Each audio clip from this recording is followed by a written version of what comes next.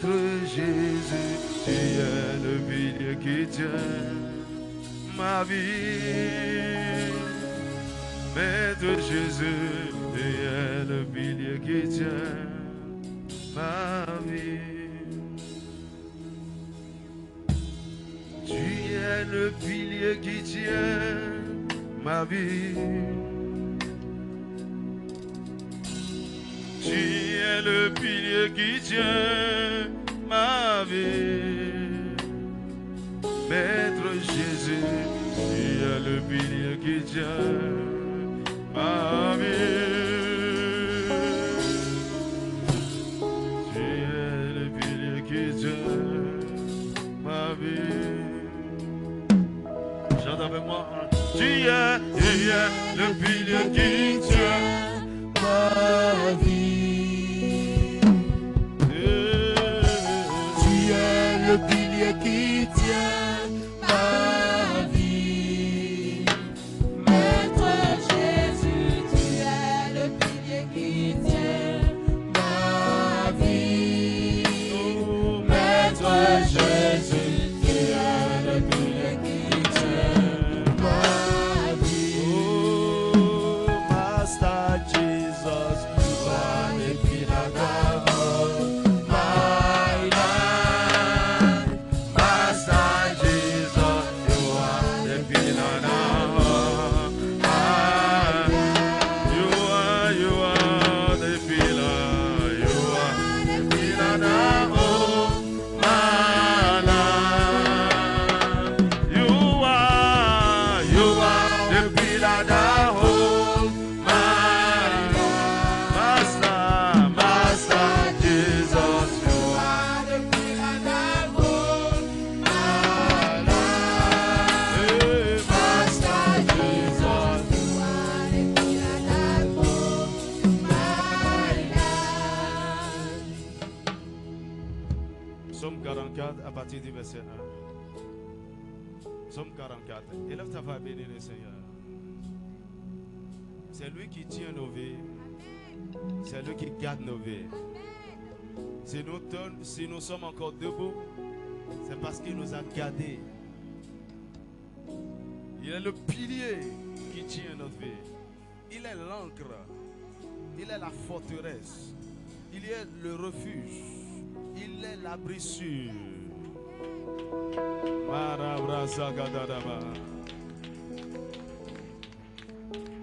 C'est pourquoi nous sommes sans crainte.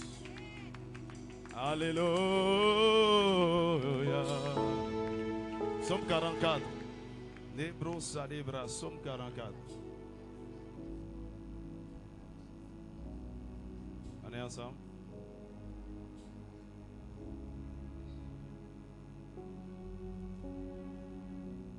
À partir du verset 1.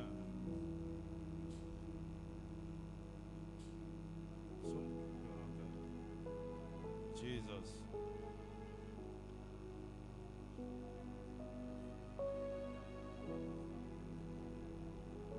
Oh Dieu, nous avons entendu de nos oreilles.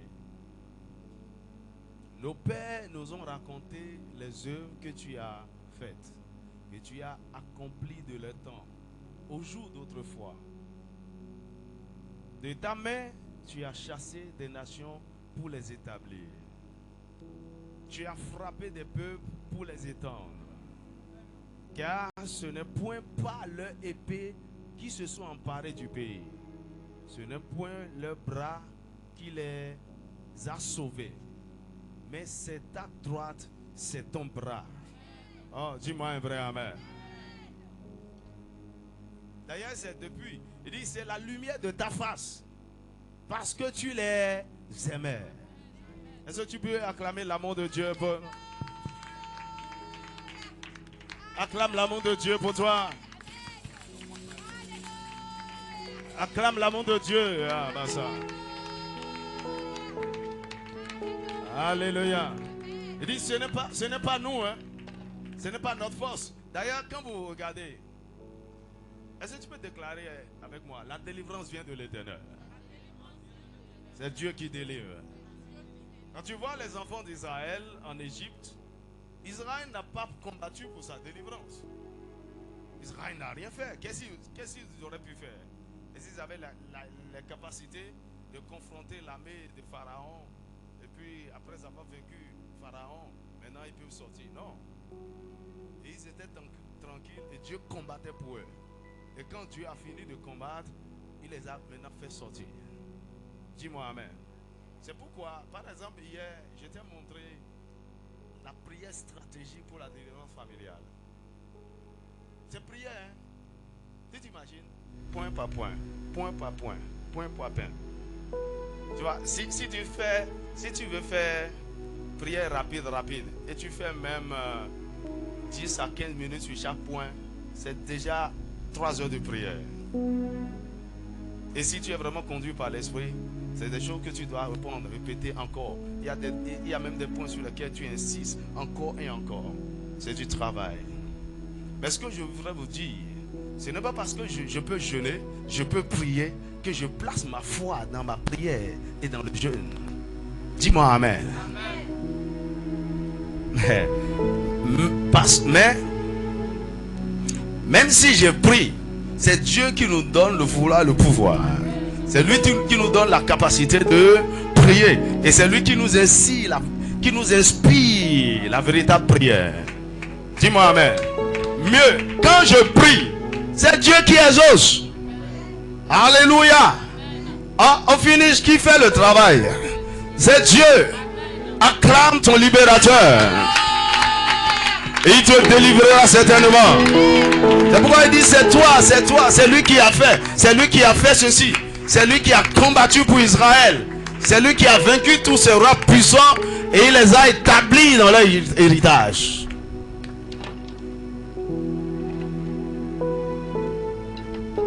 Retourne dans le texte.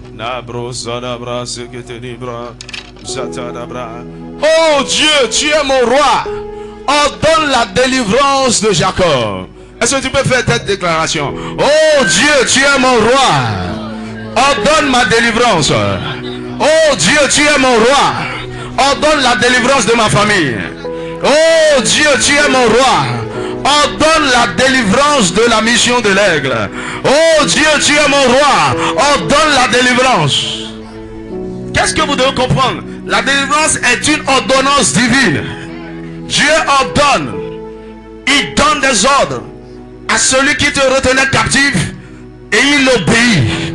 J'entends la voix de Dieu qui est en train de sonner dans les cachots, là où l'ennemi t'avait mis, dans le nom de Jésus.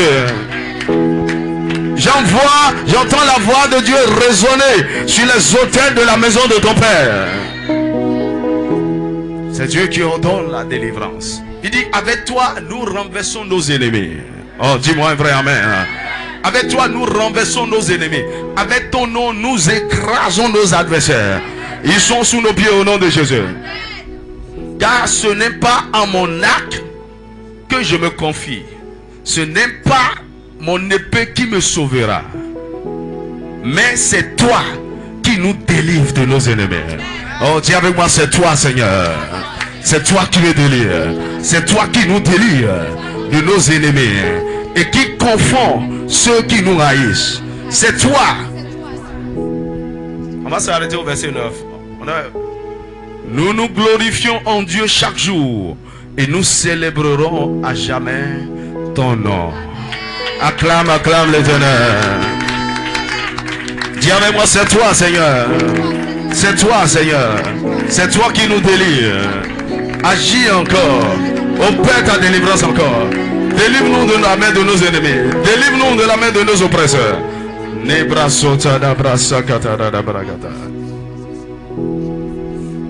Oh, bénis le Seigneur. Ton rédempteur vit. Ton libérateur vit. Ton libérateur vit. Est-ce que tu sais, lorsque les gens crient à Dieu, il envoie un libérateur. Et le libérateur par excellence de tous les temps, c'est le Saint-Esprit. Acclame.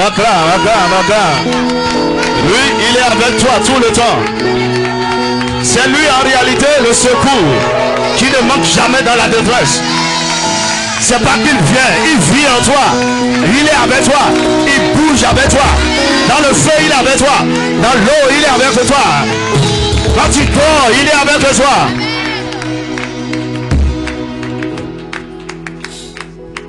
Il est mon aide. Oh, apprécions le Saint-Esprit un peu.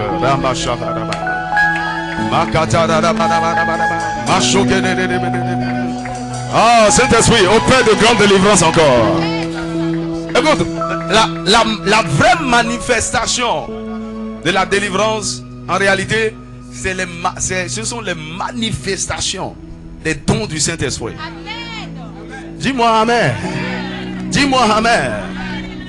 Donc quand par exemple le don de la foi se manifeste, ça déplace les montagnes et ça libère les captifs.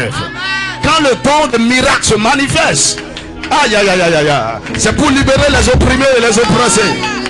Quand le don de guérison, c'est pour délivrer ceux qui sont liés par les esprits d'infimité.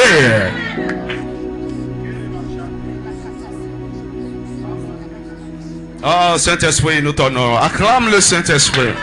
Les beaux. Holy Ghost, do it again, do it again in my life.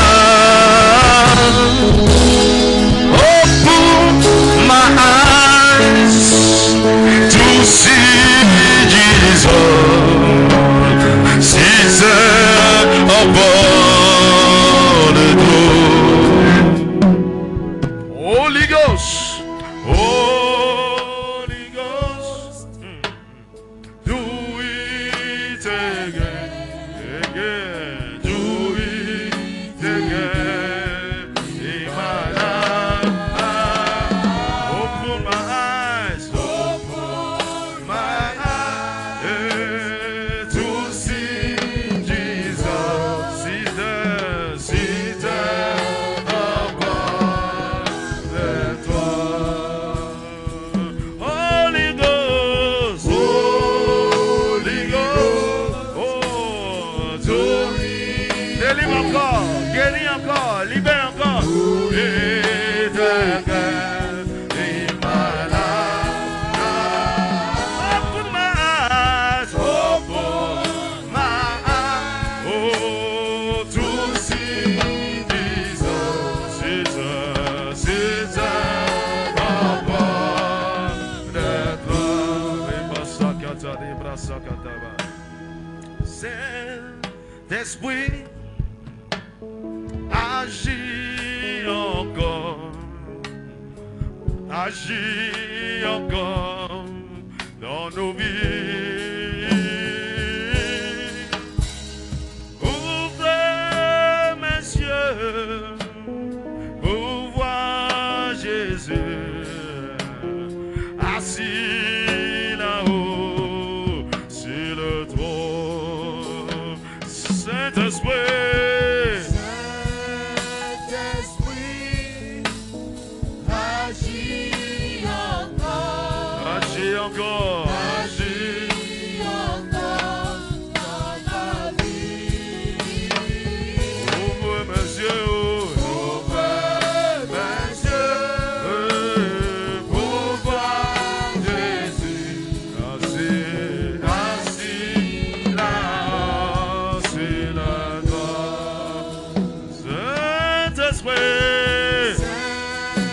Saint-Esprit, agis encore, agis encore, agis encore. encore dans ma vie. Ouvre mes yeux Pour voir Jésus pour voir Jésus assis là-haut. assis là-haut sur le trône. Acclame le Saint-Esprit. Alléluia.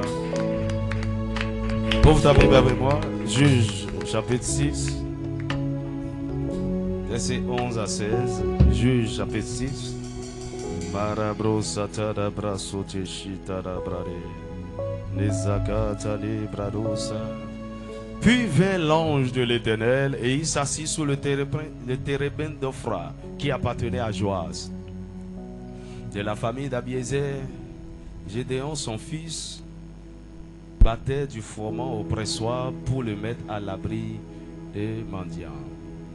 L'ange de l'Éternel lui apparut et lui dit, l'Éternel est avec toi, voyant héros. Gédéon lui dit, ah mon Seigneur, si l'Éternel est avec nous, pourquoi toutes ces choses nous sont-elles arrivées?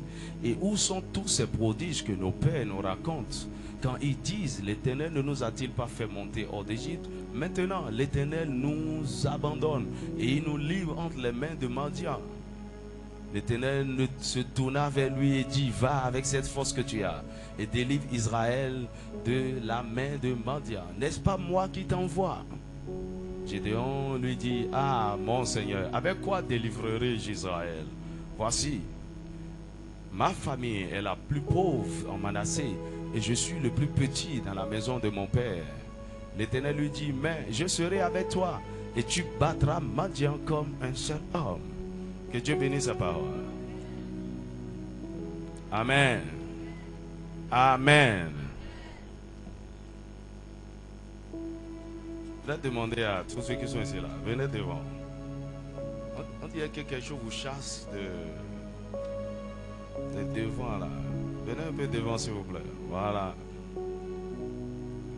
Là on va se parler face à face. Alléluia. Est-ce que tu peux acclamer le Seigneur?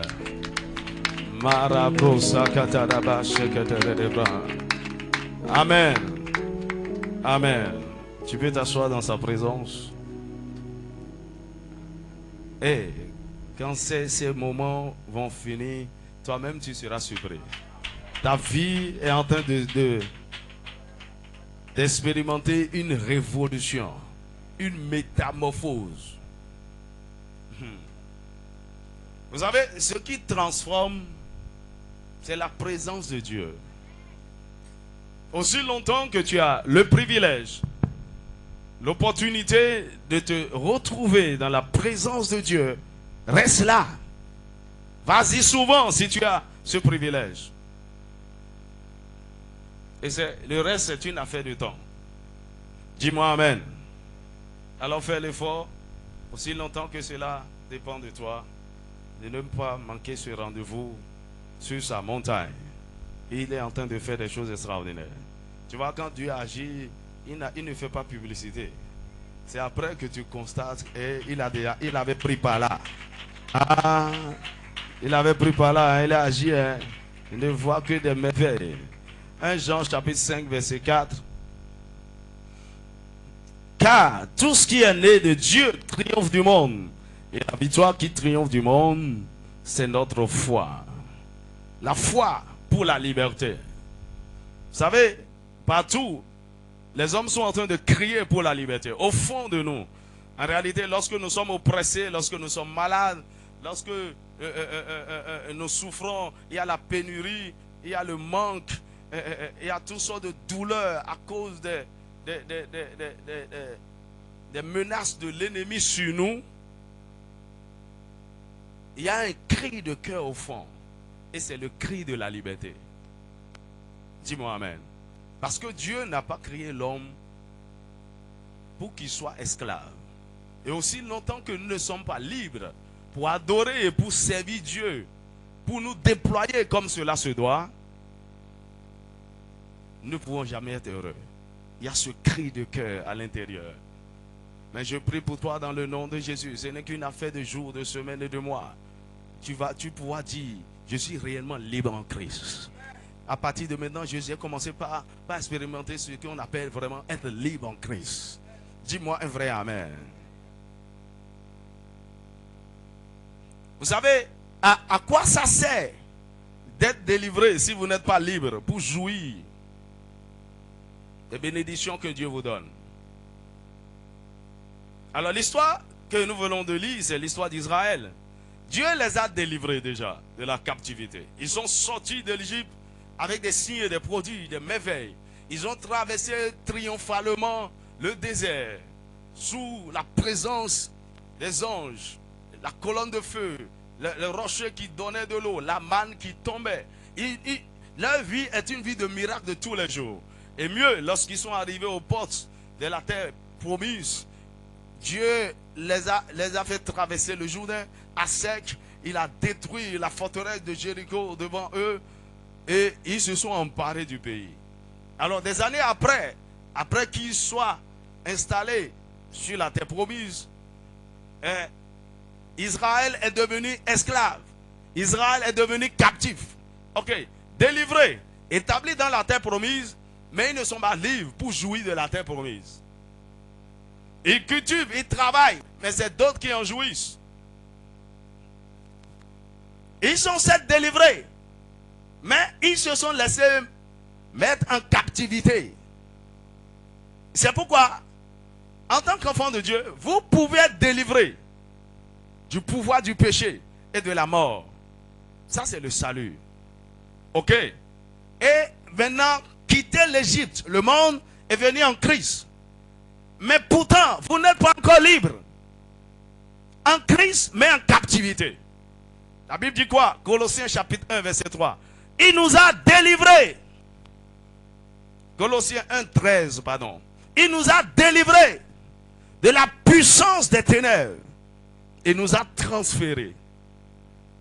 Il nous a délivrés du royaume des ténèbres. Et nous a transférés dans son royaume de lumière. Donc, nous avons quitté un régime, un domaine, un royaume où Satan opérait. Et nous avons été transférés spirituellement dans ce royaume où Jésus règne. Maintenant, dans ce royaume où Jésus règne, nous voici encore avec des problèmes. Nous voici encore malades. Nous voici encore en captivité. Nous voici encore souffrants. Pourquoi? Nous sommes délivrés, mais ne sommes pas encore libres. Mais je prie pour toi au nom de Jésus. En cette saison, le Seigneur t'accordera et la délivrance et la liberté. Dis-moi un vrai amen. Galates chapitre 5, verset 1.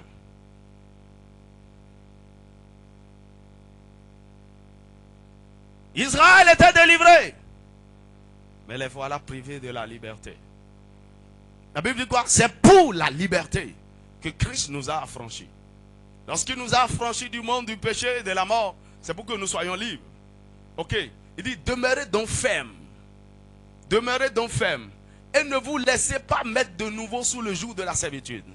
Donc, ce n'est pas parce que vous avez été délivré, affranchi pour la liberté, que c'est gagné d'avance. Non.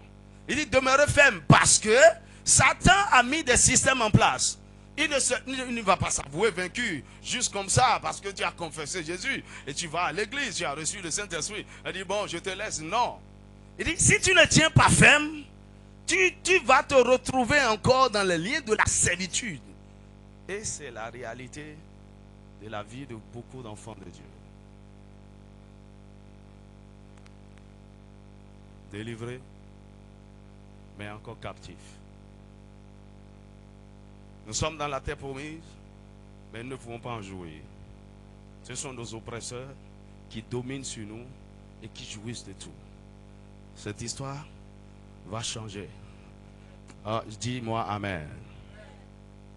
Alors voilà Israël. Pendant 7 années, ils étaient opprimés par les Madianites. Alors, ils ont fait ce qu'ils savent faire lorsqu'ils sont en détresse. Ils ont crié à l'Éternel pour leur liberté. Et Dieu a suscité pour eux un libérateur. Il a suscité pour eux Gédéon. Alors, mais Gédéon ne savait pas qu'il avait été suscité pour être le libérateur. Il ne savait pas qu'il était la solution au problème d'Israël. Comme toi aussi d'ailleurs, en ce moment, toi qui m'écoutes. Tu es en train de crier comme tout le monde, hein? Seigneur, sauve ma famille. Seigneur, aide-nous. Et Dieu est en train de dire, ok, mais en réalité, c'est toi que j'attends. Hein? Tu as la clé de la délivrance de toute la famille. Vous vous imaginez, cet homme avait la clé de la liberté de tout Israël, mais il ne le savait pas. Alors lui-même, il se voyait comme quelqu'un qui a des problèmes et qui a besoin d'aide. Alors qu'il était destiné à se libérer et à libérer tout le peuple. Actuellement, peut-être c'est ça, c'est ton cas. Hein? Tu crois que tu as beaucoup de problèmes. Qui croit qu'il a beaucoup de problèmes en ce moment? Lève la main. C'est pas un crime, non? Il y a des problèmes, il y a vraiment des trop de problèmes. Problème. Tu veux que je te dise pourquoi? C'est parce que tu es un libérateur. Dis-moi amen. Tu vas voir, lorsque tu vas te lever et commencer par prendre tes responsabilités, plusieurs de tes problèmes vont commencer par trouver des solutions sans que tu ne cherches plus de solutions. Alors tu n'as pas compris. Écoute, Dieu fait ceci. Dans sa grâce et dans sa miséricorde, il accélère la libération du libérateur. Il négocie vite la libération du libérateur. Parce que votre liberté, c'est le prix de la liberté de beaucoup d'autres. Dis-moi un vrai amen. Dis-moi un vrai amen. Écoute, la preuve. Comment tu es sauvé, toi, de ta famille là? Qu'est-ce que tu as fait? Tu étais meilleur, tu étais spécial. Et comment l'évangile t'est parvenu et tu as accepté Jésus? C'est parce que Dieu t'aime particulièrement à cause de ce que tu es. Tu es un libérateur. Et donc, il t'a fait sortir toi d'abord pour travailler sur toi. Pour t'affranchir totalement afin que tu ailles maintenant délivrer le reste. Et donc, aussi longtemps que tu n'es pas prêt à assumer tes responsabilités, tu auras encore toujours de problèmes. Dis-moi amen.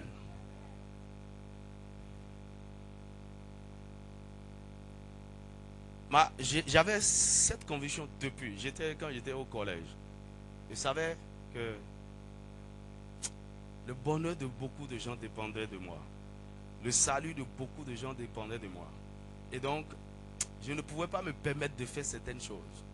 Même si les gens se donnent la liberté de vivre certaines vies, de péché, Non, je savais qu'il y a une lourde responsabilité qui reposait sur mes épaules. Dis-moi amen. Alors, imaginez un peu la situation là. Quand les enfants d'Israël criaient à l'Éternel, la solution était au milieu d'eux et crier avec eux. La solution était au milieu d'eux et se plaignait aussi. Qui va nous sauver? Ils ne savaient pas que Dieu a déjà pourvu à tout ce qu'il faut pour libérer son peuple. En fait, le problème de Gédéon, c'est qu'il était en colère. Parce que, selon lui, Dieu a abandonné Israël. Il était amer, il était découragé. Il se souvenait de toute l'histoire qu'on leur racontait. De comment Dieu a délivré le père de l'Égypte.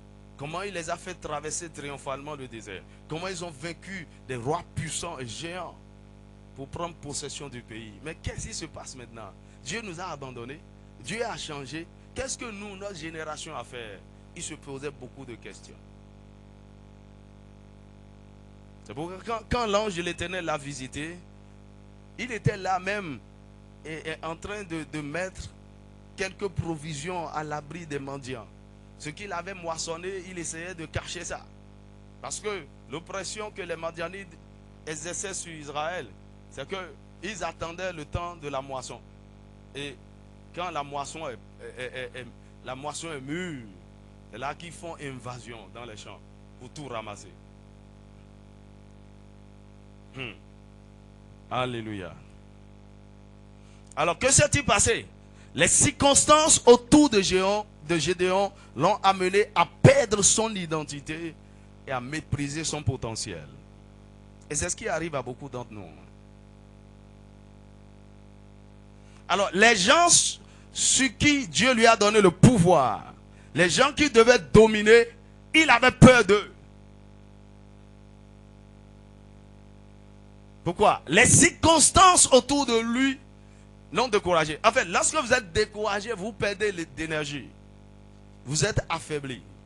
Lorsque vous vous apitoyez trop sur vous-même, la peur vous envahit. Vous n'avez plus la foi. Donc, Gédéon ne savait plus qui il était. En fait, il n'a jamais su qui il était. Il n'a jamais su de quoi il est capable. Mieux, il n'a pas confiance en Dieu. Ce qu'il croit, c'est que Dieu est irresponsable. Dieu les a abandonnés. Il a perdu la foi. Ou sa foi a fait naufrage. Gédéon n'avait plus la foi. Bien-aimés, est-ce qu'il ne nous arrive pas la même chose quand nous sommes au cœur des batailles, enveloppés par des problèmes personnels et aussi des cris de secours venant de l'extérieur? C'est-à-dire que vous-même, vous avez déjà vos problèmes, vous êtes en train de lutter. Mais puisque vous êtes un libérateur, naturellement, beaucoup de gens dépendent de vous. Au moment même où vous êtes dans la douleur, dans la souffrance, et vous n'avez pas 100 francs en poche, quelqu'un est en train de te dire pardon, fais-moi un prêt de 100 000. Et quand tu lui dis je n'ai pas, il dit c'est pas vrai. Parce qu'on ne peut pas imaginer que c'est 100 francs qui est dans ta poche. Tu comprends de quoi je suis en train de parler? Et il y a beaucoup de demandes sur toi. Tu as l'argent, non? Tu as l'argent, non? En fait, c'est ça qui vous rend plus malade. Si ce n'est que vos problèmes, c'est bon. Beaucoup de gens viennent même déposer les fardeaux sur vous. Et je t'espère, hein? Je compte sur toi. Hein? Ah, hey. C'est comme si tu es Dieu. Mon ami, c'est pas pour rien. Hein? Tu es un libérateur. Et le Seigneur te lèvera dans cette dimension. Financièrement, tu vas libérer des gens. Spirituellement, tu vas libérer des gens. Socialement, tu vas libérer des gens. Tu vas libérer des familles. Tu vas libérer des mariages. Le potentiel est en toi. Mais le problème, tu es encore en captivité.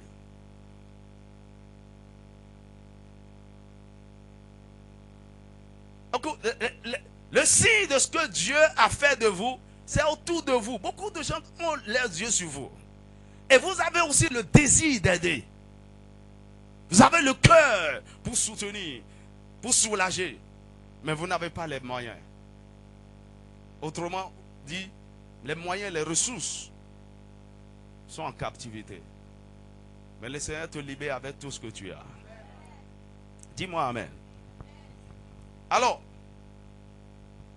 nous, lorsque nous sommes au cœur des problèmes, malgré que nous ayons Jésus, nous ayons le Saint-Esprit en nous, nous ayons les promesses de Dieu, lorsque nous sommes accablés par des problèmes, nous voyons notre incapacité, notre insignifiance.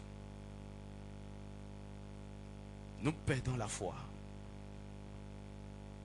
Et c'est là que nous sommes vaincus. En réalité, ce que Satan poursuit, en nous oppressant, en nous accablant de problèmes, c'est pour que progressivement, nous puissions être découragés et perdre la foi. Et lorsque vous perdez la foi, vous êtes fini. Dis-moi amen. Dis-moi amen.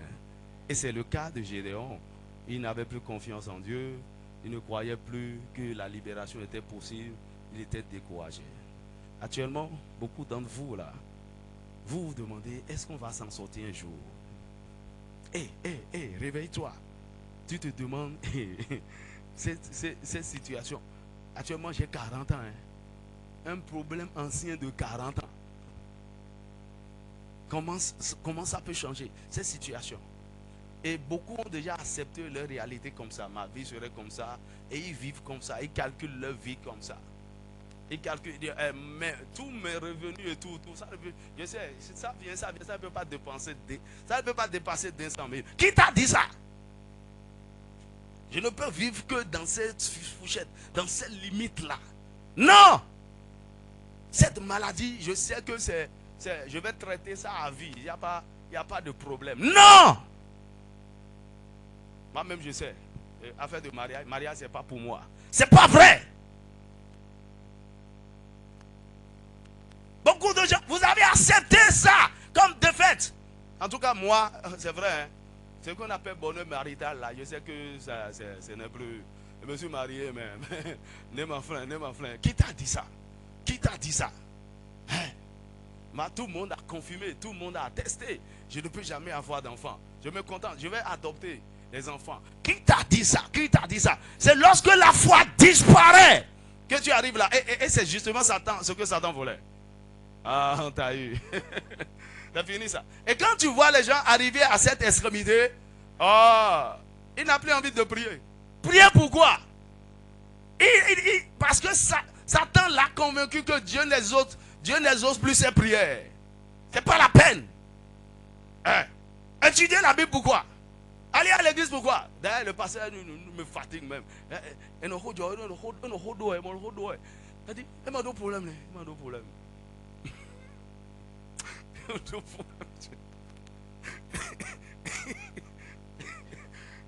Il parle seulement. Et tout le temps, il n'a pas de problème. Tu ne l'as jamais vu en souci, en découragé. Non. Tu n'as pas compris. Non, on a le remède.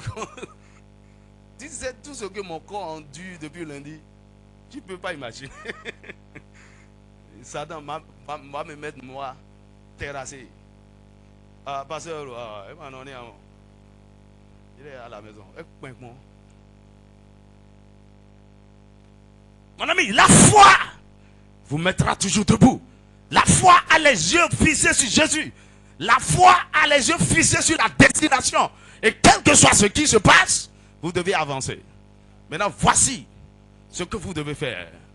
Malgré les circonstances autour de vous, vous devez développer la foi en l'amour de Dieu pour vous. Dieu m'aime.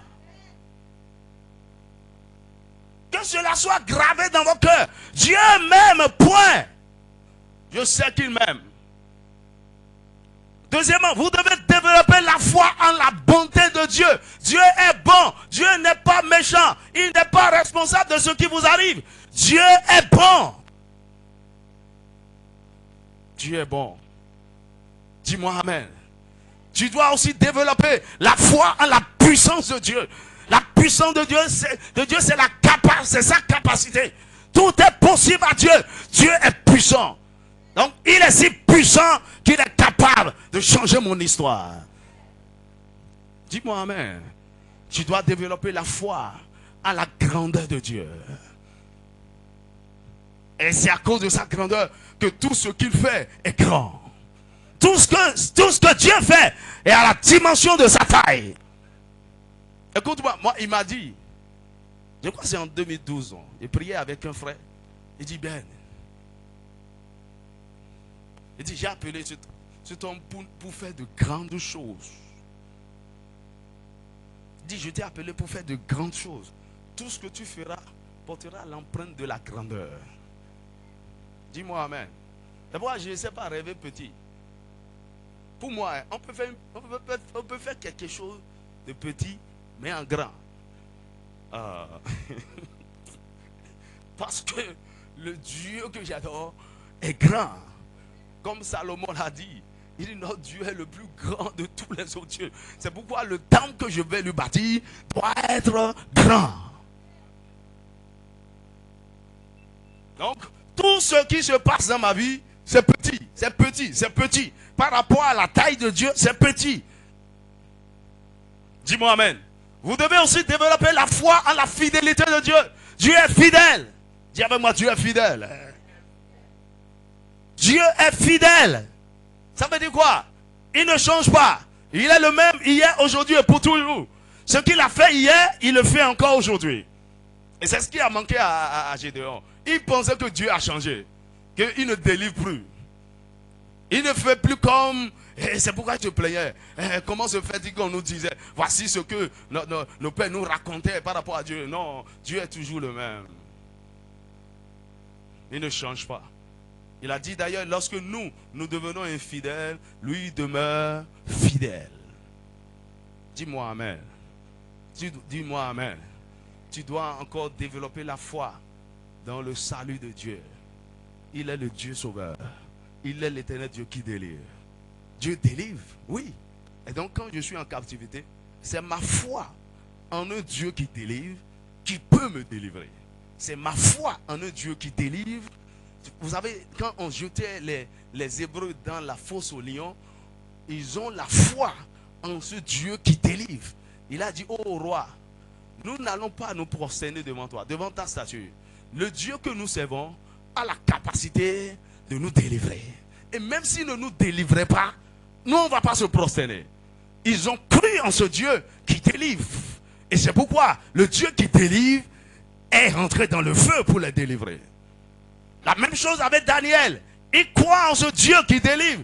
C'est pourquoi malgré la menace, malgré la sentence, il n'a pas peur d'être jeté dans la fosse au lion. Vous savez pourquoi? Parce que c'est la foi. C'est la dimension dans laquelle vous avez foi en Dieu. C'est cette dimension que vous voyez manifester, exprimer pour vous.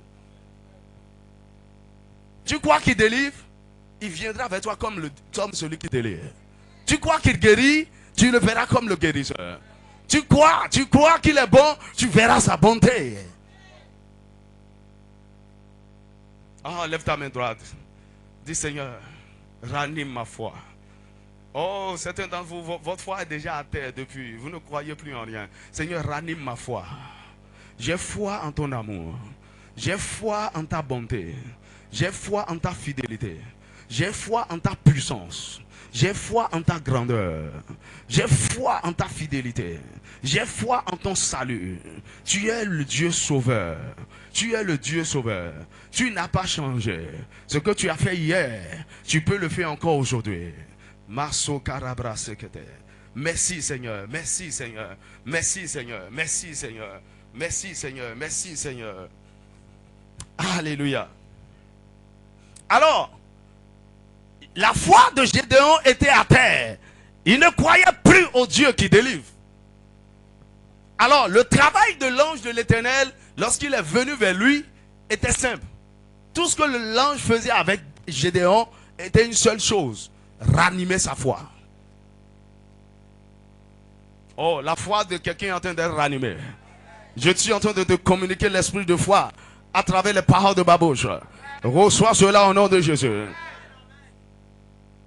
Le libérateur, avant qu'il n'aille, il faut que sa foi soit ranimée. Aussi longtemps que votre foi a défailli ou est devenue faible, Dieu ne peut plus rien faire avec vous et pour vous. Hébreux chapitre 11, verset 6. Or, sans la foi, il est impossible d'être agréable à Dieu. L'ange de l'Éternel a dit à Gédéon: l'Éternel est avec toi, vaillant héros. En fait, il essayait de rebâtir sa confiance en Dieu et de lui faire prendre conscience que la présence de Dieu est avec lui, qui ne l'a jamais abandonné, encore moins Israël. La foi, c'est quoi? La foi, c'est avant tout une confiance absolue en Dieu, en sa personne et en sa parole. C'est être conscient de la présence de Dieu avec nous, même si nous ne le voyons pas. Dis-moi amen. La foi, c'est ne pas considérer les circonstances ou les réalités autour de nous et se concentrer sur Dieu et sa parole. Ou se concentrer sur le but que nous voulons atteindre. C'est pourquoi l'ange était focalisé sur sa mission. Et au moment où Gédéon se plaignait et parlait de tout ce qui n'allait pas, l'ange n'a même pas fait de commentaires. Il n'a pas fait de remarques. Il lui dit plutôt: va avec cette force que tu as. Dis-moi amen. La foi est une force redoutable. Cette force était en Gédéon, mais dormait, mais était latente. Il était venu réactiver cela. Va avec cette force que tu as. Notre foi constitue la force spirituelle dont nous disposons. C'est elle que le diable pervertit et transforme en peur, en doute, en murmure, en plainte. Autrement dit, celui qui a la force pour se plaindre, pour murmurer, pour critiquer un problème, a en lui tout ce qu'il faut pour résoudre ce problème. Dis-moi amen. La force que tu déploies, l'énergie que tu déploies pour te plaindre, pour murmurer, ou bien même pour pleurer. Vous savez qu'il faut de l'énergie pour pleurer, non? C'est pourquoi quand tu démarrais, il y avait encore assez d'énergie. On entendait ta voix.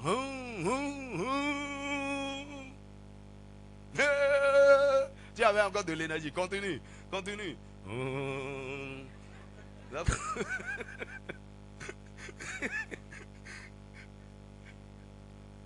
C'est comme David avait sa troupe. Ils ont pleuré jusqu'à... Ils n'ont plus la force de pleurer. Donc tu as envie de continuer, mais tu n'as plus l'énergie. Mais tu sais quoi? Or cette énergie-là, c'était pour prier. C'était pour poser des pas de foi. C'était pour déclarer la parole. Dis-moi amen.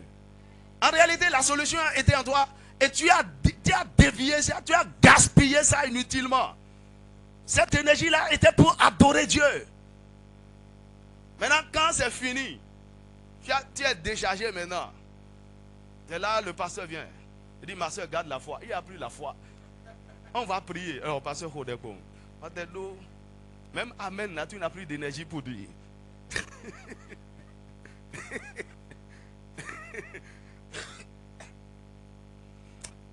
Dis avec moi, la force de la foi est en toi. L'énergie de la foi est en toi. Ne la gaspille pas. Dans les murmures, dans les plaintes. Pourquoi? Vraiment, moi je ne comprends plus rien de ma vie. Je ne sais plus. Arrête ça, arrête ça, arrête ça. Quand tu fais ça là, tu veux durer longtemps dans ton désert. Dis-moi amen. La foi, c'est notre victoire. 1 Jean chapitre 5 verset 4, il dit, tout ce qui est né de Dieu triomphe du monde. Et la victoire qui triomphe du monde, c'est quoi? C'est notre foi. Alors, pour résumer ce que je suis en train de dire à travers l'histoire de Gédéon, c'est que il faut savoir que ta liberté en tant qu'enfant de Dieu ne peut pas être obtenue sans ta coopération. La délivrance peut être un acte souverain de Dieu. Ok? Mais ta liberté demande ta coopération. Et cette liberté passe par la réanimation de ta foi. La réanimation de ta foi. Et maintenant, je vais te conduire par le processus par lequel l'ange a conduit Gédéon pour te montrer comment réanimer sa foi face aux adversités lorsque il semble que vous êtes vaincu. Alors comment ranimer sa foi? Premièrement, soyez conscient de la présence de Dieu avec vous et de sa puissance. Soyez conscient de la présence de Dieu et de sa puissance avec vous.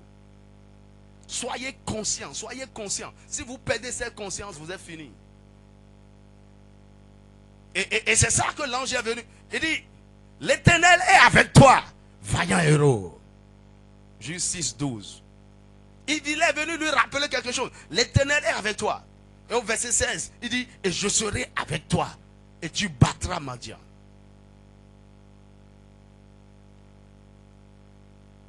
Le fait de savoir que Dieu est avec nous, ça fait toute la différence.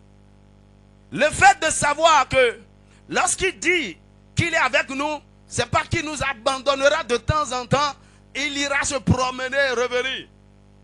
Ou bien, quand il va s'occuper d'autres personnes, et venir le mois prochain.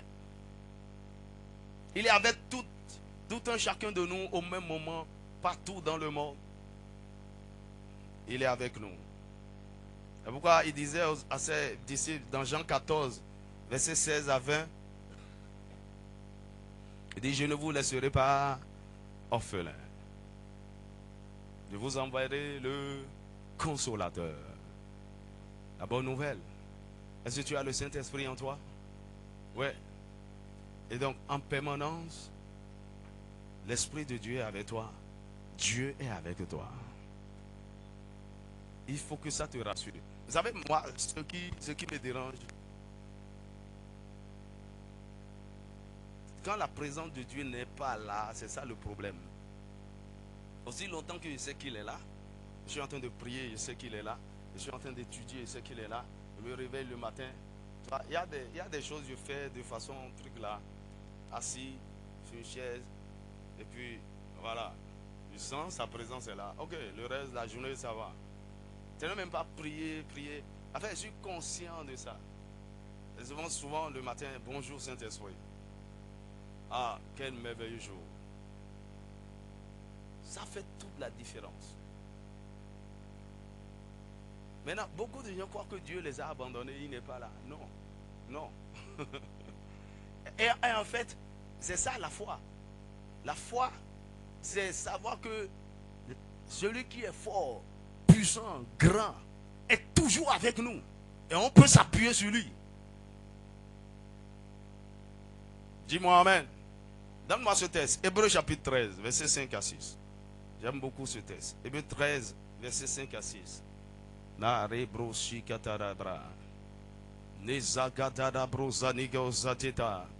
dit, ok,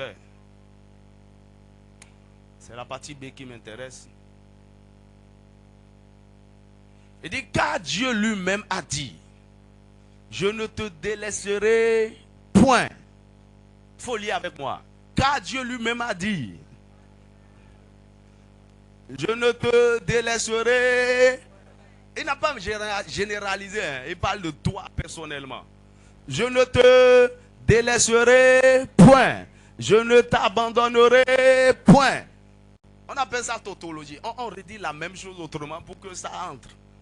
Je ne te délaisserai point. Je ne t'abandonnerai point. La suite.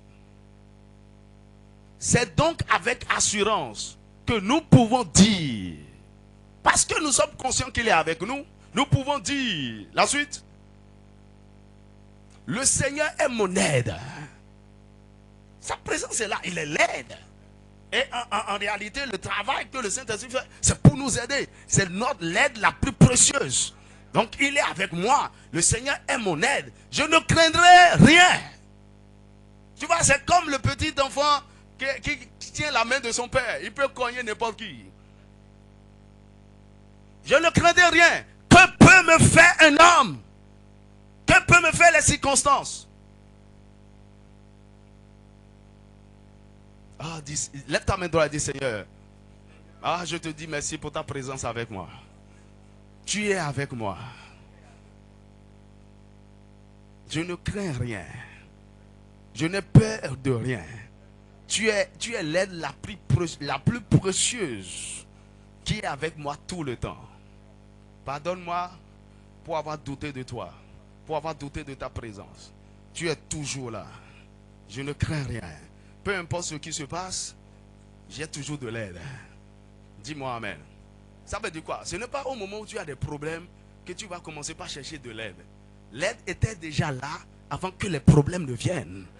Dis-moi un vrai Amen. Dis-moi un vrai Amen. Alors c'est pourquoi tu es confiant, tu es relax. Vous savez, lorsque vous commencez par murmurer, vous commencez par vous plaindre, c'est la preuve que vous savez que Dieu n'est plus avec vous. Et dès lors, même lorsque Dieu est avec vous, le Saint-Esprit est là, hein, quand tout allait bien, vous confessez, comme tout à l'heure, ah ouais, Dieu est avec moi, vraiment, il a dit ne m'abandonner. Alors, face aux adversités, lorsque tu commences par te plaindre, par murmurer, c'est comme si, l'aide dit, pourquoi il se plaint? Pourquoi, il a oublié que je suis là. Et dès que tu continues comme ça, il est obligé de partir pour confirmer ce que tu es en train de dire. Et, en fait, et c'est ce que Dieu a fait avec Israël. Nombre chapitre 14. Est-ce qu'on est ensemble? Nombre chapitre 14, verset 11 à 12 et verset 34 à 35. Oh, c'est une chose terrible d'être privé de la présence de Dieu. Que cela ne soit pas ta portion. Et l'Éternel dit à Moïse, jusqu'à quand ce peuple me méprisera-t-il? Jusqu'à quand? Il ne croyait plus en lui. Il dit, jusqu'à quand ne croira-t-il pas en moi? Malgré tous les prodiges que j'ai faits au milieu de lui. Je le frapperai par la peste. Et je le détruirai. Mais je ferai de toi une nation plus grande et plus puissante. Donne-moi le verset 34 et 35. Il dit, de même que vous avez mis 40 ans à explorer le pays, vous porterez la peine de vos iniquités 40 années. Qu'est-ce que c'est quoi l'iniquité? Les plaintes, les murmures, l'incrédulité. Une année pour chaque jour. Et vous saurez ce que c'est que d'être privé de ma présence. Ma présence est là et pourtant tu murmures. Ok, je vais te quitter pour de vrai. Et tu sauras. Dieu m'a abandonné. Ah bon? Je suis là, tu te plains. Je prie que tu ne fasses pas cette expérience. Alors j'ai dit, comment ranimer votre foi? Soyez conscient de la présence et de la puissance de Dieu avec vous. Deuxièmement, reprenez conscience de votre identité. Reprenez conscience de votre identité en Christ. Là, je lui dis quoi? Vaillant héros. Alors, qu'est-ce que le Saint-Esprit est en train de dire? Fils de Dieu. Une nouvelle création. Un esprit créateur de vie. La lumière du monde. Le sel de la terre. Roi et sacrificateur. Témoin, ambassadeur. Libérateur. Intercesseur. Oh. Il parle de qui? En fait, le fait de vous rappeler de ces choses-là, ça vous... Attends. C'est le témoin, l'ambassadeur. C'est l'ambassadeur qui est comme ça. Non, ça ne peut pas être comme ça. Il ne peut pas être comme ça, l'ambassadeur. Le libérateur. Non. Vous devez savoir que vous êtes enfant de Dieu, avec toutes les promesses de Dieu qui s'y rattachent. Et que dès que vous avez accepté Jésus, votre corps est devenu le temple du Saint-Esprit. Vous êtes devenu la résidence de Dieu. Dis-moi amen. Là, vous êtes devenu l'ambassade de Dieu. Là où Dieu demeure. Là où il prend plaisir. Dis-moi amen. Et le fait de prendre conscience de qui vous êtes en Dieu, de qui vous êtes en Christ, ça change tout. Ça change votre manière de penser, ça change votre manière de parler, ça change votre attitude, ça change vos comportements, ça change tout. Par exemple, chez nous, dès qu'il y a un malheur qui frappe, on rappelle généralement aux hommes. Tu es un homme. Sois un garçon. Sois un garçon. On te rappelle ça. Prends conscience que, ok, tu as vu ta femme est en train de pleurer. Et toi-même, tu es en train de... Sois un garçon. Prends courage. Il y a des choses... Non, en tant qu'enfant de Dieu, on ne fait pas. On ne se plaint pas. Ce qui nous caractérise, c'est la foi.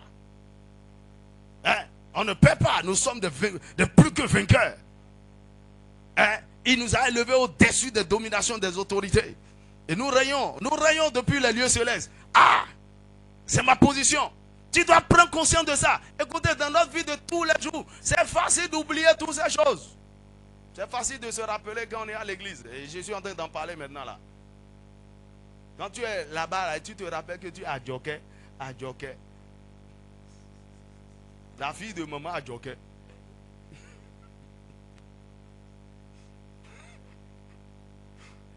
Qui vend Doko avec Doko.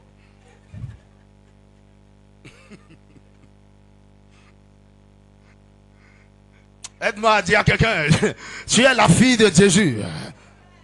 Tu es une reine.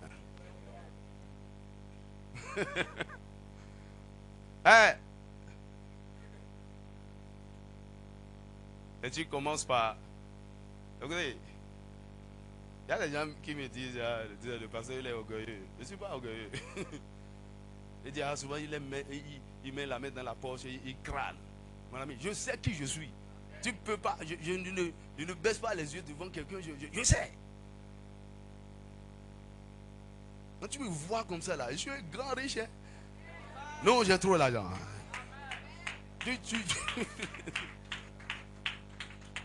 Hein? Mon nom c'est Terminator. Je termine avec les démons.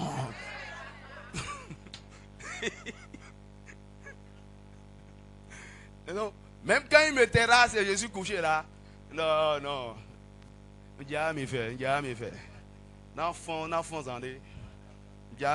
Moi, je suis immortel. Dis-moi Amen. Non, la conscience de qui vous êtes, je suis un soldat de Jésus-Christ. Je suis un guerrier. Et nous, on ne perd pas de bataille. Mais cela ne veut pas dire qu'on ne va pas recevoir des coups. Non, non, non, non, non, non. On reçoit des coups. La Bible dit, vous allez porter des marques de Christ. Des marques, j'en ai plein. Dans mon âme, dans mon cœur, sur mon corps. Qu'est-ce qui prouve que tu as fait la guerre si on ne voit pas les marques? on tombe. Mais on ne tombe pas sur le dos pour ne plus se relever.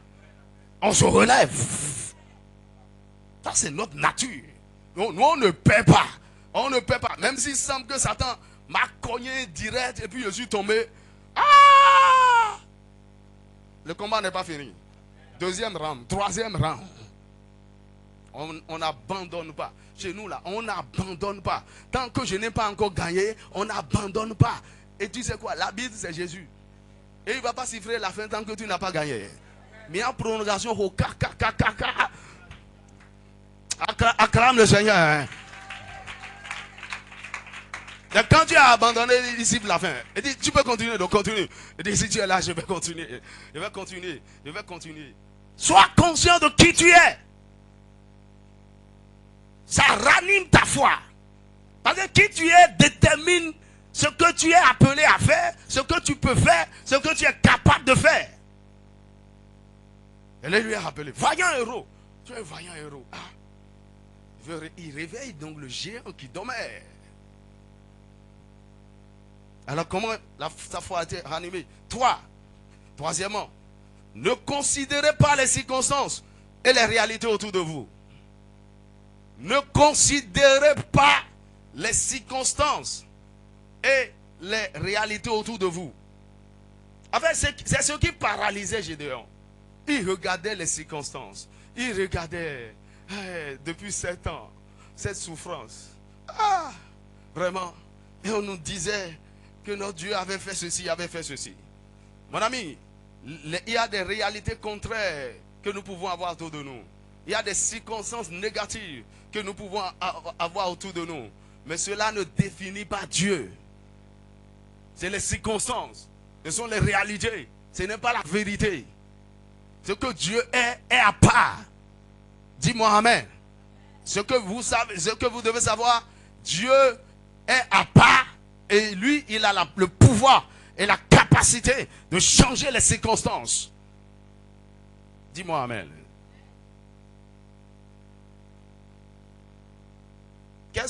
Lorsque vous considérez les circonstances, qu'est-ce que ça vous amène? Ça vous amène à commencer par raisonner.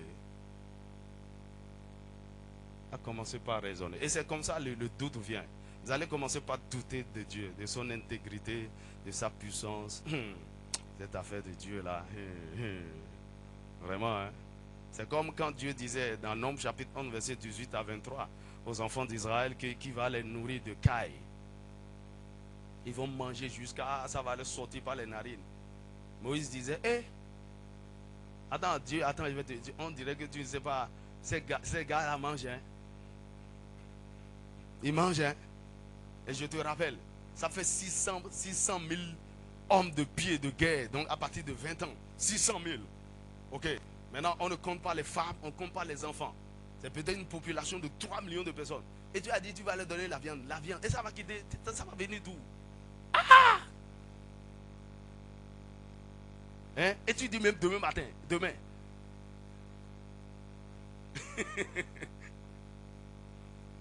Moïse a oublié qui est en train de parler. Et Dieu lui dit, ok, tu verras. Oh, dis-moi amen. Dis-moi amen. Ne définis pas Dieu par les circonstances. Donne-moi le dernier verset là. Nombre chapitre 11, verset 23. Nombre chapitre 11, verset 23. Il dit, y a-t-il quelque chose qui soit étonnant de la part de Dieu? Les circonstances peuvent montrer que c'est le cas où il n'y a plus rien de bon qui peut sortir de là. Ne les considère pas. Considère qui est Dieu. Considère de quoi il est capable. Il dit, l'Éternel répondit à Moïse. Il dit, la main de l'Éternel serait trop courte. Tu verras maintenant ce que je t'ai dit. Si ce que je t'ai dit arrivera ou non. Il ne faut pas vous focaliser sur les circonstances, mais focalisez-vous sur la parole de Dieu. Qu'est-ce que Dieu a dit? Fermez les yeux sur les circonstances et continuez par confesser ce que Dieu a dit. Quatrième chose, pour animer votre foi, ne laissez pas vos origines vous intimider. Ne laissez pas vos origines vous intimider. Vos origines peuvent vous décourager. En fait, lorsque l'ange lui dit, va avec cette force que tu as, j'ai demandé, attends. Je vais te dire, tu sais, dans la famille, dans ma famille là, je suis le plus petit. Dans la maison de mon père. Et puis, en fait, notre famille, tu sais, la tribu de Manassé là, c'est la tribu la plus petite d'Israël. Et ma famille est la plus petite. Et je suis le plus petit de la famille. Mieux, c'est la famille la plus pauvre. Et donc, c'est quelqu'un comme ça, tu es venu voir pour libérer Aderodoho. On dirait qu'au ciel là-bas, là, vous ne comprenez pas.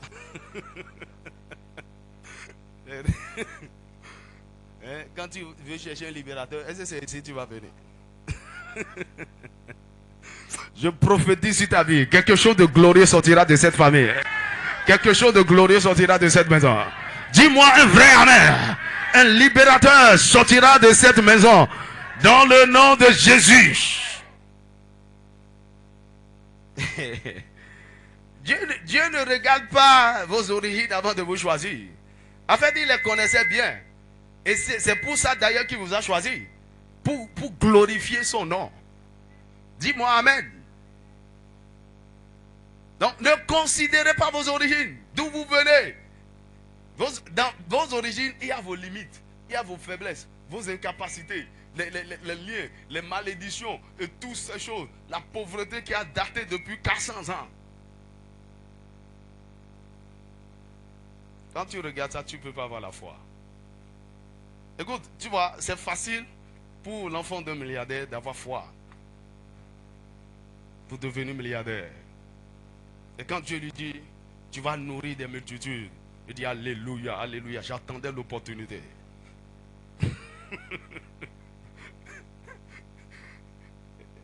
Là, déjà la foi. Mais voici quelqu'un qui n'a pas, le jour là, il n'a pas mangé. Et Dieu lui dit, tu vas nourrir des multitudes. Mon âme m'a doué.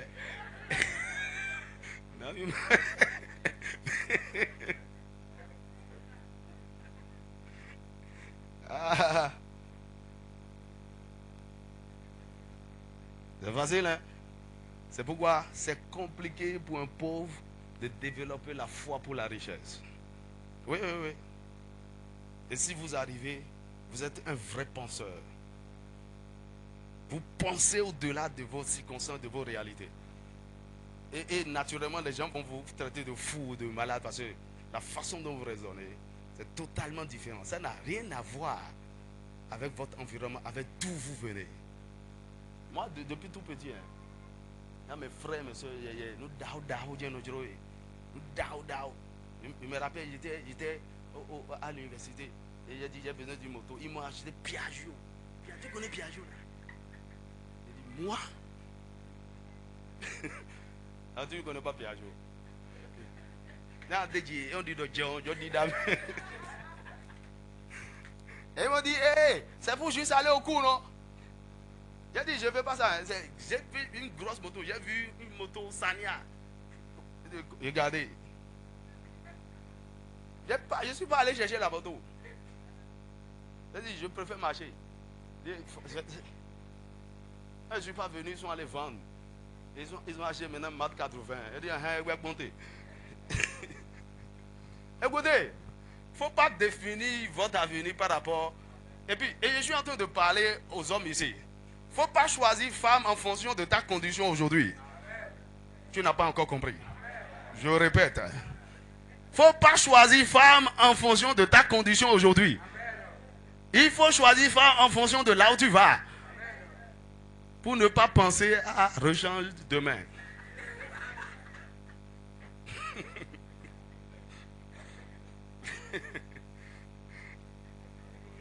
Quand Dieu va commencer par te lever, tu vas voir que celle-là, elle ne peut pas suivre l'élévation. Soyez sage, hein? Je savais là où j'allais. Dis-moi amen. Donc ta femme doit être un truc là avec toi. Il y a quoi on est de vraiment pauvreté, raison pour choisir. Hein? Dis-moi amen. Oh, aide-moi à dire à ton voisin, ne regarde pas tes origines.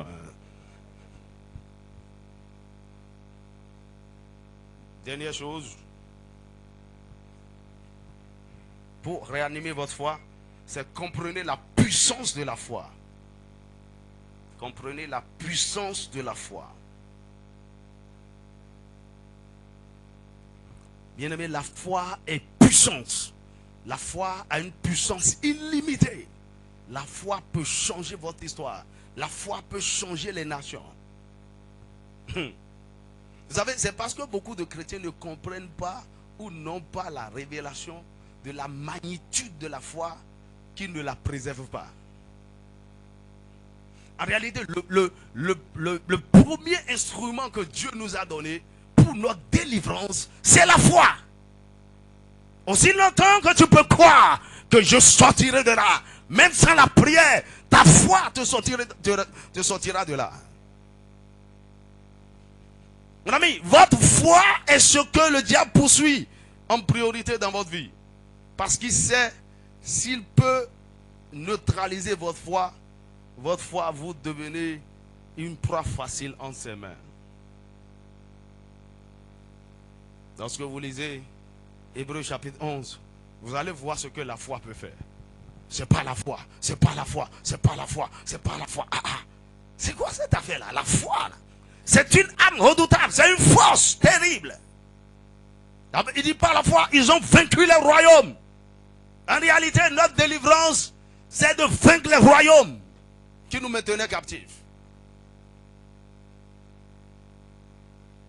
C'est avec cette force appelée la foi que Gédéon, avec 300, il lui a dit, va avec cette force que tu as. Donc va avec la foi. C'est avec cette force-là que, avec 300 soldats seulement, en une journée, il a exterminé une armée de 135 000 soldats. Alors pour lui montrer le potentiel de la foi, la puissance de la foi, que c'est Dieu en action avec l'homme, quand il voulait partir en guerre contre Madian, il a dit, tous ceux qui veulent combattre, venez. 32 000 personnes sont venues. Et Dieu lui a dit, ils sont trop nombreux. Hein? Mais les autres là, ils sont 135 000. Il dit non, ils sont trop nombreux. Premier test. Le premier test était le test de la foi. Il a dit, dis-leur honnêtement, personne ne sera puni pour ça. Tous ceux qui ont peur de la mort, peur de ne plus revenir, peur de ne plus retrouver ses enfants, il n'y a pas de problème, il peut rentrer chez eux. Hein? 22 000 gaillards. Dis, tu as Gédéon. Tu es trop inspiré même. Tu t'imagines? 22 000 gaillards peureux qui allaient quand même à la guerre. Ils sont morts déjà. C'est Dieu qui t'a inspiré. Il reste combien? 10 000. Dieu dit encore, Ils sont encore trop nombreux. Et il les a encore triés. Il restait 300. Il dit maintenant, voilà. C'est avec ces 300 là que je veux délivrer.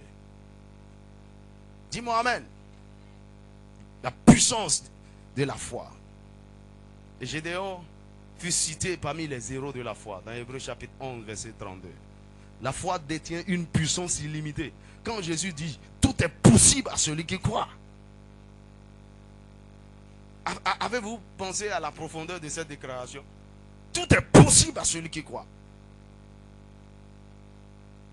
Il dit, c'est aux hommes que cela est impossible. Mais à Dieu, tout est possible. Maintenant, si tout est possible à celui qui croit, ça veut dire quoi? La foi fait de nous des dieux des circonstances. Alléluia.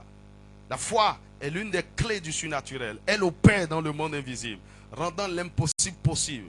Vous ne pouvez pas décrire son mode opératoire, mais vous ne pouvez pas nier ses résultats. La foi, c'est notre victoire. Un homme de foi gagne toujours. Il est invincible. La foi est notre bouclier. Avec elle, vous pouvez éteindre tous les traits enflammés du malin. La foi n'échoue jamais. La foi ranimée est la clé de la délivrance et de ta liberté. Et je prie que ta foi soit ranimée. Mon objectif ce soir, c'est de ranimer ta foi. Et je crois que le Saint-Esprit l'a fait. Qui croit que quelque chose a été remué en lui. Peu importe le trou où tu es, crois que tu vas sortir de là. Même dans la fosse au lion, crois que tu sortiras de là. Dans la fournaise attente, crois que tu sortiras de là. Tu ne mourras pas dans cette maladie. Tu ne mourras pas dans cette condition. Oh, tu ne mourras pas dans la pauvreté. Dieu va réécrire ton histoire. Il va visiter ta famille. Le Seigneur t'avait prévu un foyer heureux. Et ça n'a pas encore changé. Ce qu'il a dit, tu vivras cela. Quelles que soient les circonstances que tu vois, les réalités que tu vois maintenant. Bénis le Seigneur.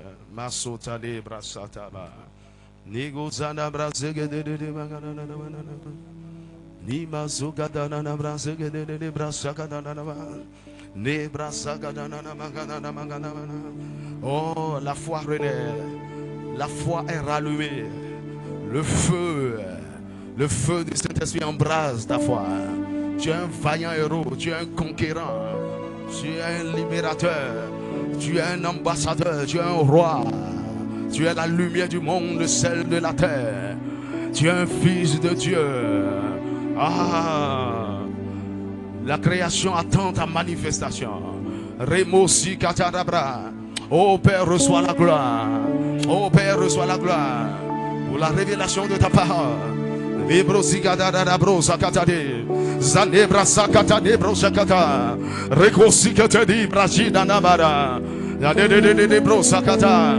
Iabraso katadi brasatana. Zanebraso katara brosa ketadiba. Remoja kata de brasiga de bresa. Ijakata de brosa kata de brese. Remaso kata de brasaka. Rebosa kita de raba. Jakatara. Prie en langue là où tu es. Ta foi se recharge. Ta foi se recharge. Ta foi se recharge. Tu sortiras de là. Par la foi, tu déplaceras cette montagne. Il y a des montagnes devant toi. Il dit si vous avez la foi comme un grain de se lever, vous direz à cette montagne, déplace-toi. Je suis en train de parler à certaines personnes. Il y a des montagnes devant vous depuis des mois, depuis des semaines. C'est le moment de libérer la foi. Libère la puissance de la foi. Déplace cette montagne. Remasakata des bras. Ainsi que tu as des bras, Satan. Et les bras, que tu as des bras. Et les bras, Sakata des. Il y a brosakata des bras. Il y a bras, que tu as des bras. Il y a Sakata n'a plus que tu as des bras. À chaque tu as des brosikata. Il y a Mansakata des bras. À chaque tu as des brosakata. Il y a brosakata des bras. Il y a brosakata. Sakatani de Bresokate, Yabazedi de Badaga, Yabagata de Brasaka, Yabosakata de Bete, Yabrosakatania, Asotani Brasakatate, Yabrasakate, Ishakatabra, Aria, Asakata de Brasaka, Rabosakatata, Rebrosakatanaba, Ishakata de Brasa, Rebrosakatanaba, Asakata de Bra, Izedia,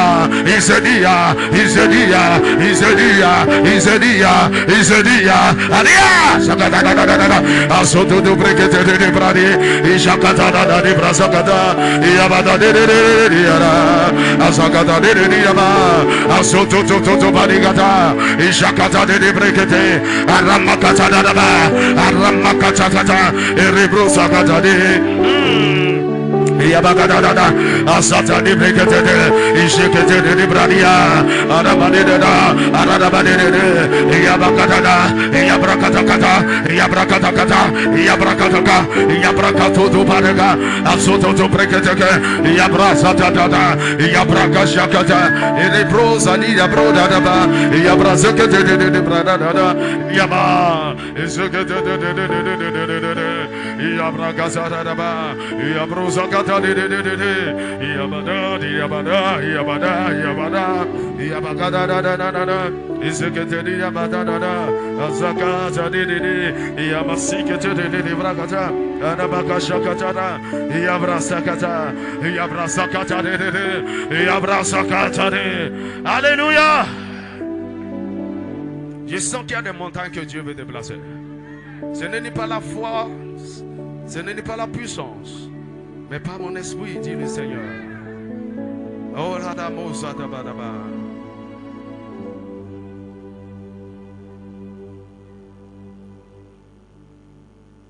Jésus a dit, vous avez la foi. Si vous avez la foi, comme un grain de sénévé, la foi est une force dynamique. C'est une puissance. Ça peut déplacer les montagnes.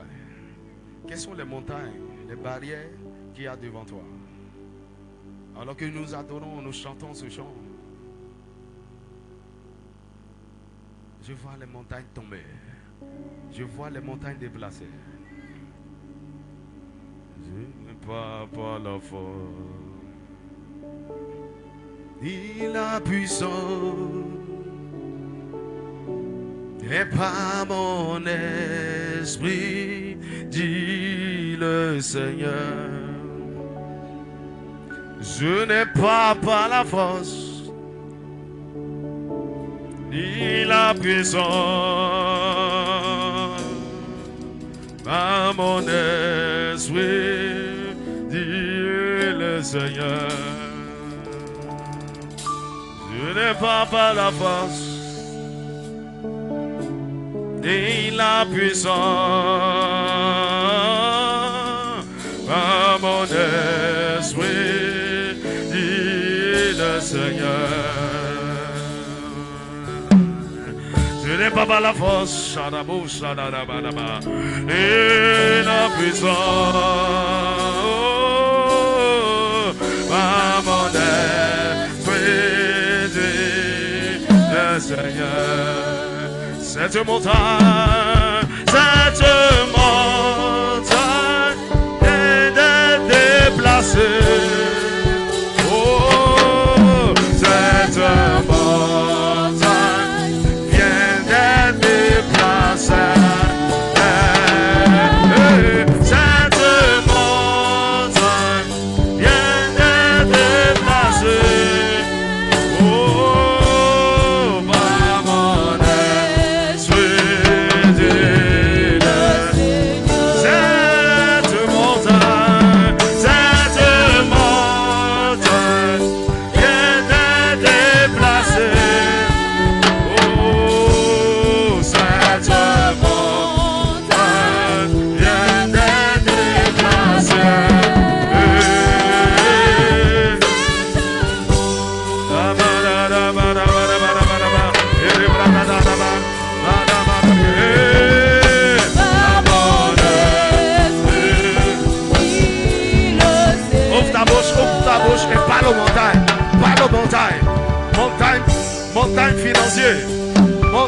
pauvreté, montagne de maladie. Ramachakata.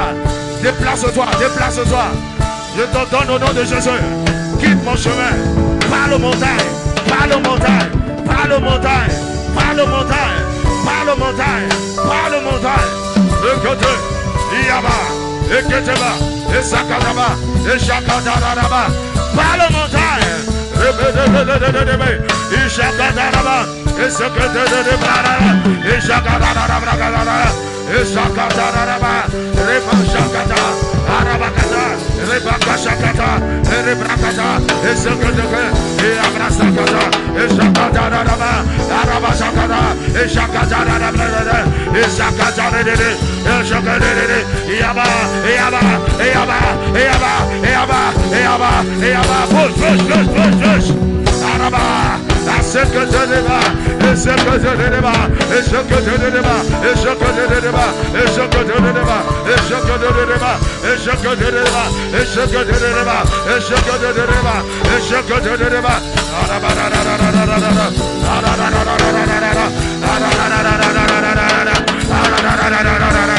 Esakadaraba.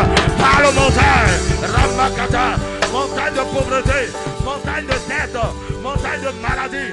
Montagne de stagnation. Parle aux montagnes.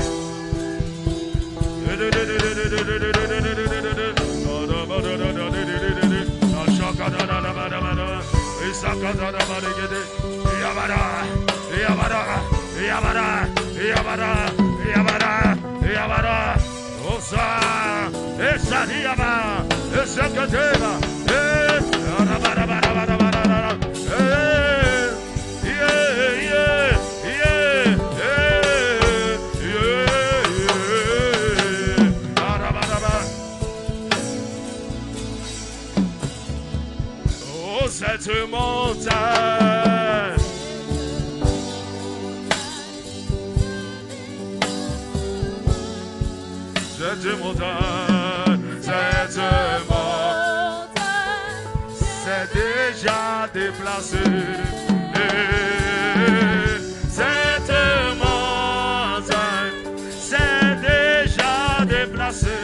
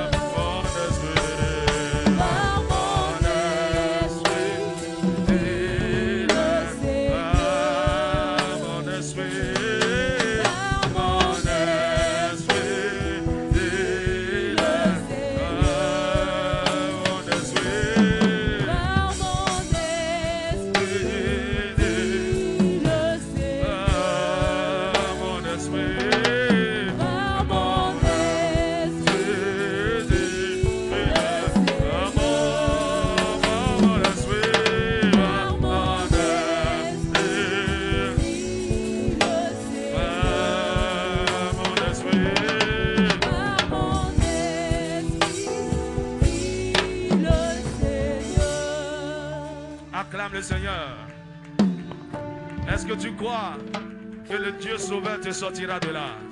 Si tu le crois, acclame son nom, acclame son nom. Amen. Alors demain, c'est une veillée. Donc on se voit à 23h30. Amen. Le Seigneur nous fera certainement